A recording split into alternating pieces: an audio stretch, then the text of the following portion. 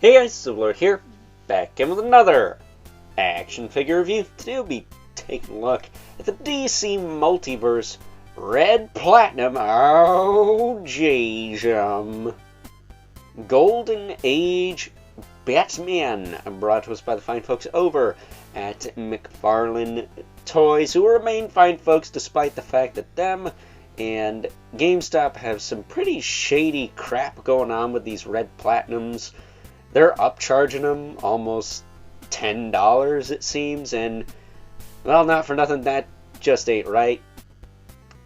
I have nothing against anyone who works at my local GameStop. Real nice people there, but corporate, on the other hand, yeah, I don't have to like them. So, with that being said, price gouging aside, if you do not have a standard Batman from this line yet, and you're looking for one, this is your man. It's the best Batman body we have.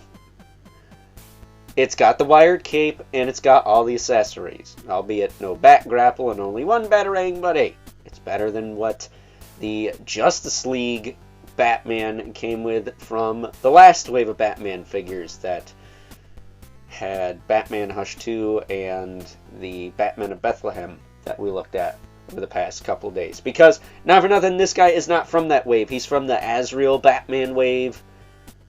You know, Batman, Deadman, Dark Knight Returns, those guys. So, with that being said, why don't we cut right to the chase and get into the meat and taters of this review and take a look-see at all this Batman has to offer in terms of accessories, starting off with the collectible trading card. Standard stuff. If I was holding it upside down, there you go.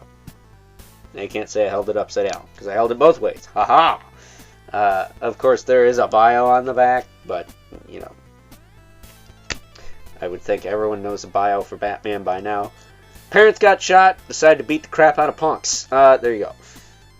That said, as far as actual accessories for this guy go, he's got a pair of grip hands, which, not for nothing, this guy's hands are compatible with that new Page Puncher's Robin, Tim Drake, not Dick Grayson, that's out. We have a batarang for those grip hands that's not hilariously oversized. And last but not least, we have a couple of,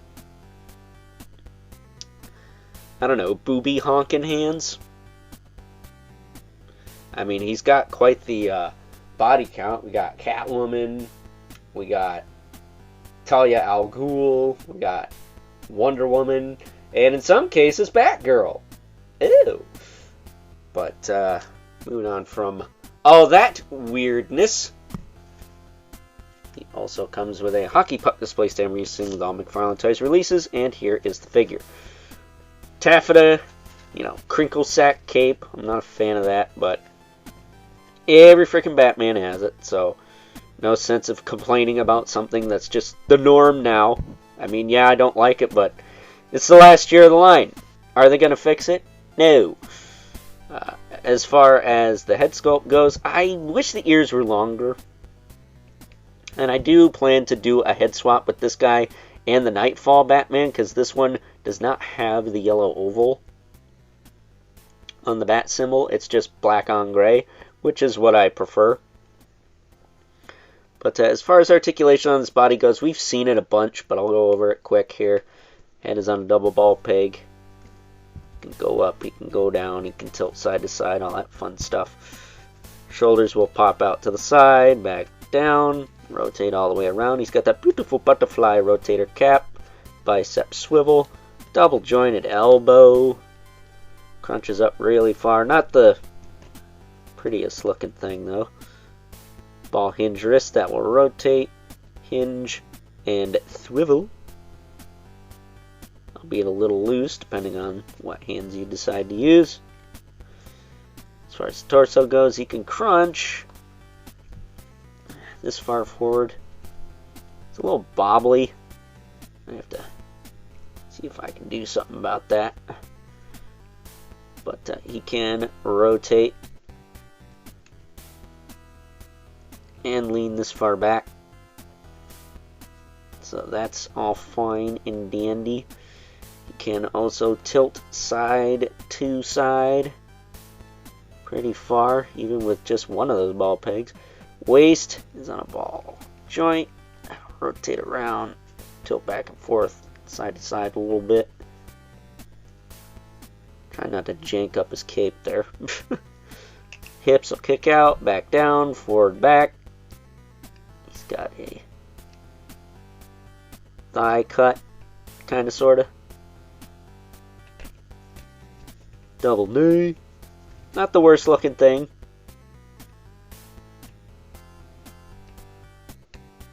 Yeah. I gotta get the knee down like 3 clicks. 1, 2, 3. That's the only way he's gonna stand. I might have even crunched it too far. Let me do that. Maybe that's better. Yeah, you know what? That's probably better. That said, he's got a ball hinge ankle that will rotate, hinge, pivot, and toe joints. That one's fine. This one's kind of loose. But it is what it is. It's a fine Batman. It's fine. And not for nothing, it's arguably my favorite, kind of color palette for Batman. I like the black on gray.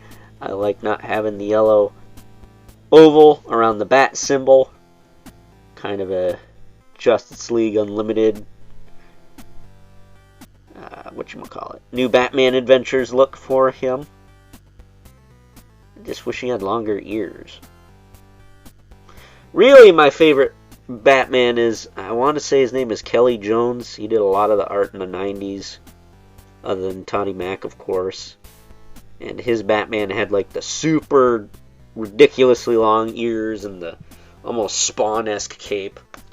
It's a really cool design for him. And he did both black and gray and blue and gray, but his blues and his grays were a lot darker than usual. But with that being said, I think it is time now that we move right along and take a look at some size comparisons.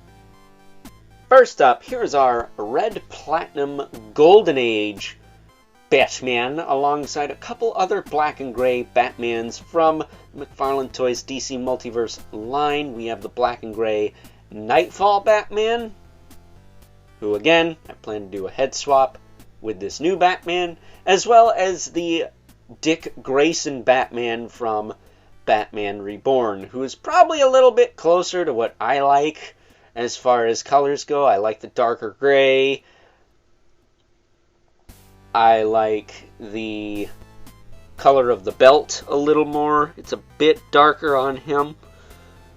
But I'm not savvy enough to swap trunks out, so I won't be doing that. I'll just be doing a head swap, and it looks like Nightfall and Dick Grayson have the same head sculpt, but I think they're a little bit different. I think the chin is a bit broader on Nightfall than it is on Dick Grayson, because, well, Nightfall is Bruce Wayne, and Dick Grayson is, well, Dick. So, getting these two out of the way. Should be worth mentioning, these guys are all on the same body. The only difference is this guy has the oval on the torso. I will say, it feels like the chest on this body is a little bit more defined than this one. And it's also a little bit more matte. It doesn't have that gloss. I'm pretty sure this one is... It's not as glossy as Reborn, but it's a little bit more glossy than Nightfall, at least on the grays. But bringing in our two regulars, we got the Mythic Legion's brother Mandibilith and the infamous 11 Spawn, who is not towering over everyone, but he's at least taller, as good old Al Simmons should be. So, with that being said, it's time now that we wrap things up with some final thoughts. Overall, and if you haven't been collecting the McFarlane Toys DC Multiverse line as long as I have and are in desperate need of a Batman black and gray with or without oval or otherwise, for some reason, it's not like there haven't been options out there, then by all means, this is the figure for you. However, if you are like me and you have been collecting this line since, well, long enough, we'll say. I've been with it since the beginning, but if you came in a few years ago, chances are you got a decent Batman by now. Unless you want it for parts or customs, this is an easy pass. This is just a quick, easy, simple, painless, cheap, most of all, way for McFarlane Toys to get a black and gray Batman out during the last year of their run with the DC license. And for what it's worth, it's fine. It gets the job done. So, with that being said, hope you guys enjoyed this review. And until next time, I'll catch you guys later.